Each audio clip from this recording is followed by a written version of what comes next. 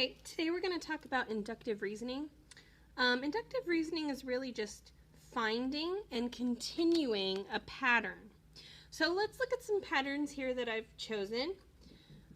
Here's the pattern 3, 6, 12, 24, and it goes on. What do you notice is happening between each of those numbers? See if you can figure out the pattern on your own. Alright, well let's take a look. From 3 to 6, how can we get there? Well, we can either add 3 or we can multiply by 2. Between 6 and 12, we can either add 6 or we can multiply by 2.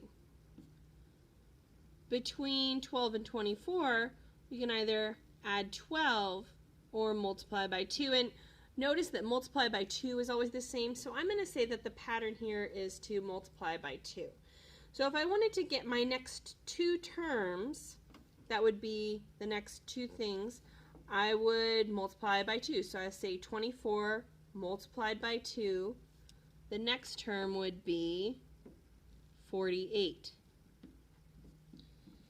And then I would take 48 and again multiply by 2, and I would get 96. And so my next two terms are 48 and 96. It doesn't always have to be numbers. Let's take a look at some more patterns here.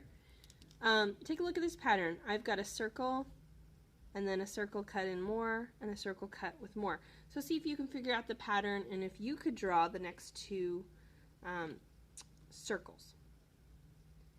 Alright, so let's take a look. I have it split into 2 here, split into 4, split into 6. So my next circle, since I seem to be going by even numbers, I'll want this one to be split into 8 pieces. So I'll cut this pie up until I have 8 equal pieces. So then my next one, if I'm going by 2s, this is 2, 4, 6, 8. This one should be split up into 10 pieces.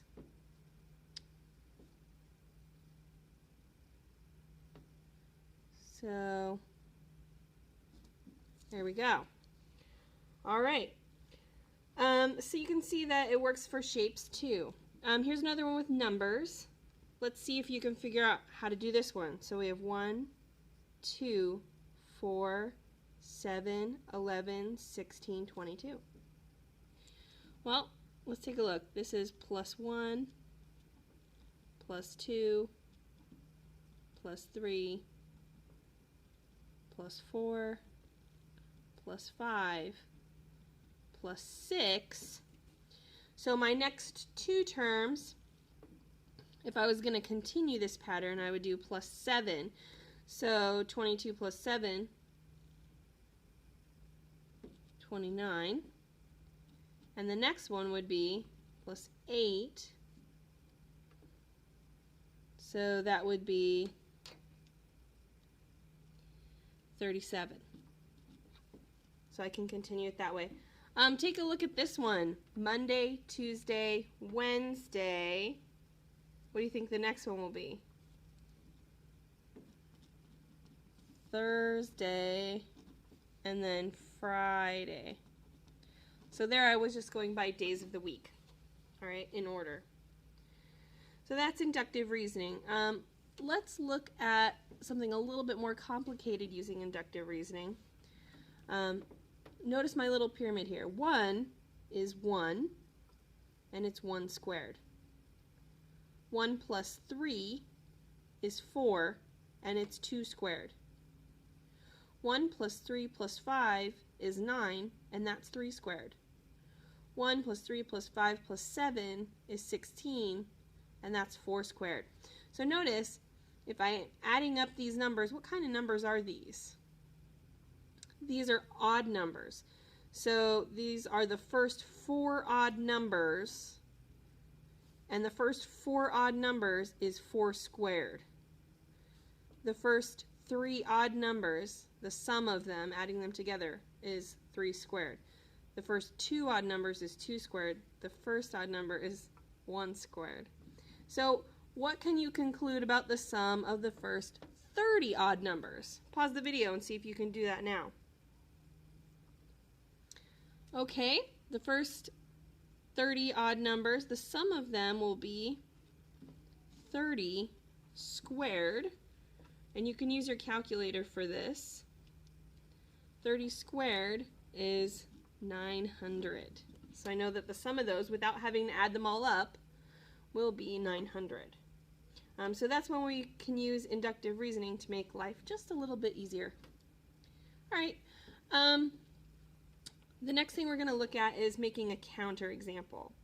So it's really hard to prove that something is true, and we'll do some of that in this class.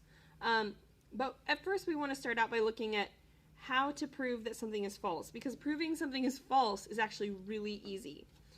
So this says the sum of two odd numbers is odd. All right. It's really easy to prove that this one is wrong. All I have to do is provide a counterexample. As soon as I write down a counterexample to this, something that proves that this is wrong, then I can say for sure it's wrong. So go ahead and pause the video, see if you can write down an example that proves that this is wrong. All right, I'll do it right now. 3 plus 7. Now notice that 3 is odd and 7 is odd, so that's important that they're both odd numbers, since that's what we're asking for. And the answer to that is 10, which is even. And if it's even, it's not odd. So I've just given an example to prove that that's wrong. Okay, the last thing we're going to do is look at how could we see this in a real life problem. So, okay, the speed with which a cricket chirps is affected by the temperature. That's because crickets are cold-blooded.